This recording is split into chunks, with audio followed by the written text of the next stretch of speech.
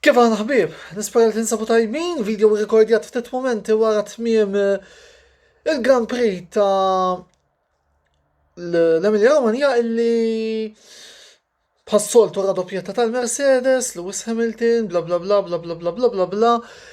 Imma permezz ta' d-doppjetta tal-Mercedes rebħu l-kampjonat u għal daqstant proset l-sewwieqa tal-Mercedes u proset l-tim tal-Mercedes u lil kważi il-partitari kollha tal-Mercedes il għaliex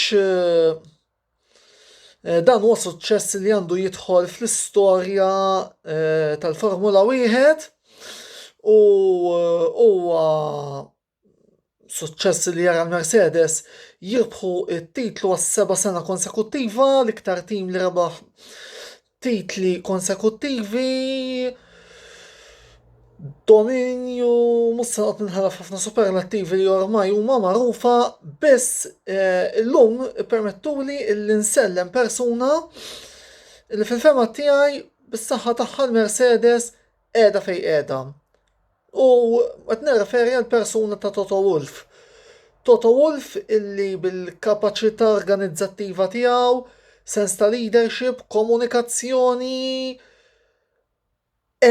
biex matul dawn is-snin kollha l-Mercedes ħadu il-post fil-quċċata tal-Formula 1 għal sena wara sena wara sena wara sena wara sena. Smajtu ninsemmi l-kelma kważi l-partitari kollha tal-Mercedes mhux qed ngħidha biex nidħol f'polemika, imma ċertu partitari tal-Mercedes qed inħoss li lili qed jittargetjawni għal xejn u mhux se ngħiddejja nidħol f'kontroversi fuqha u għal daqstant għalhekk użaj din il-kelma kważi. U se nieqaf hawnhekk m'għandix fejn nidħol fi żjed dettalji imma xtaqt nirrimarka dan il-punt.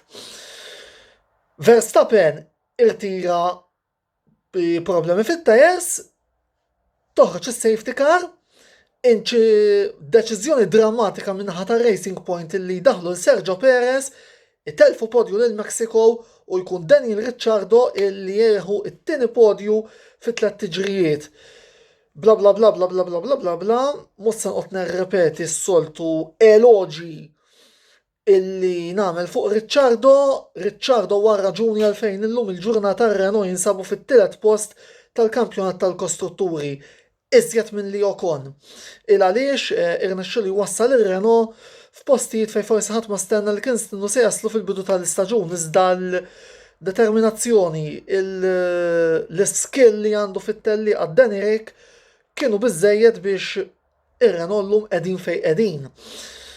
Fir-raba post, miraklu ieħor dan il-gvijat, Russu illi poġġa l-Alfa Tauri fir-raba post tom 12 punt ieħor u min jafx kien jiġri kieku l-Honda ta' Pierre Gasly ma kellix il-problemi li kelli, probabbli kien kun Gasly u mhux Ricciardo li kien wassal l-Alfa Tauri fuq il-podju, għaldaqstant bravu wkoll ir-Russu. Fil-5 post mbagħad spiċċa Charles Leclerc miraklu ieħor għal Ferrari ta' bis-saħħa taċ-ċali. Sergio Perez illi kawża deċiżjoni issa nistgħu ngħidu żbaljata li għamlu Racing Point spiċċa s-6 fis-7 u fit-8 post il-McLaren ta' Carlos Sainz u Lando Norris tiġrija kwieta ħafna għat-tim tal-McLaren u minkejja dana ir-riżultat il-McLaren tħanna l-punti biż-żewġ karozzi, il-klassifika fejn jidħol it-tielet, ir-raba' u l-5 post issa qiegħda close ħafna. Għandek ir-Renault li qegħdin it-tielet b'115, McLaren u Racing Point ir-raba' b'114.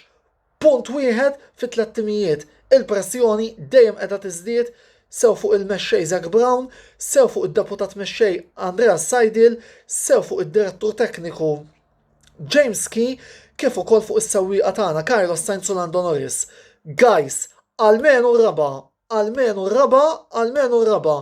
Ejja ħalli ma nitilfux dan ir-raba post almenu, għax hekk niġu l-5 se nkun inkazzat ħafna, se nkun ċar u tont fuq għani.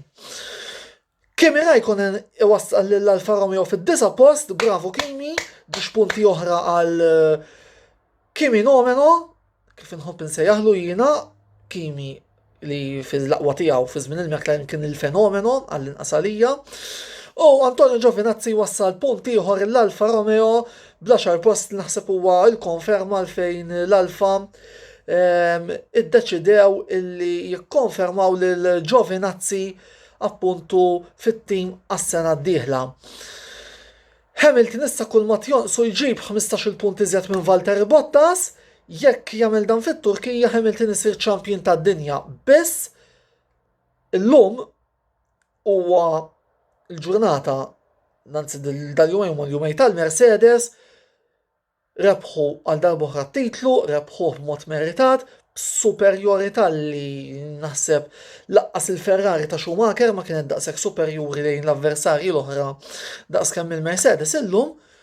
Nistennew naraw se jiġri fit-Turkija u nisperaw li dan il-perjodu li hemm forsi jkun ftit ta' riflessjoni f'walking biex naraw x'inhu jiġri u forsi nippruvaw nerġgħu nġibu l-karozza jekk mhux anzi paritx ir-Renault u paritx il-Force India.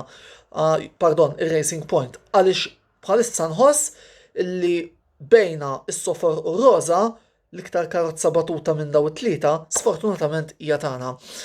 Inkitbu fuq dan is-sit ta' YouTube għal iżjed video blogs kif ukoll kontenut ieħor ta' gaming relatat mal-medja soċjali tagħna, klik. Fuq segwu wkoll il-kontribut ġurnalistiku li qed intellaw fuq is-sit il-ġdid tagħna antonellosportsblog.wordpress.com. Ovvjament il-links nibqgħu ntellawhom fuq Facebook għal daqstant il-like jew il-paġna tagħna ta' Facebook fejn xorta ħanibqgħu ntellaw ċertu kontenut hemmhekk. Iżda wkoll se ntukom il-links minn fejn intom tkun tistgħu ssegwu l-artikli li qed inkun qed intella jiena issa fuq is-sit il-ġdid tagħna, klik. Like ukoll għall-paġna ta' Velocity Esports Racing, l-aqwa paġna fejn jidħlu il-Formula 1 virtuali. Illejla wkoll ħajkonna l-Grand Prix tal-Olanda tat-tieni kategorija, awguri u godla kbira llum lil Christian Caruana u l-Warren Sakkol ħajkunu nitsuqu għal-kuluri tal-McLaren, irridu nitċaqalqu però għaliex dak l-aħħar post tal-kampjonat tal-kostrutturi mu qed joġobni xejn biex inkun ċar. Finalment għal kull min rid jilgħab kwoti l-aqwa kwoti b'mod responsabbli is-sit ta' eabet.com fejn anki hemmhekk nagħmel diversi kontributi fejn jidħlu blogs ta' qabel il-logħba daqstant klik hemmhekk ukoll. L-appuntament tagħna mal-video logs tiegħi ser ikun għal-għada fit-tmiem il-partita Real Madrid Inter.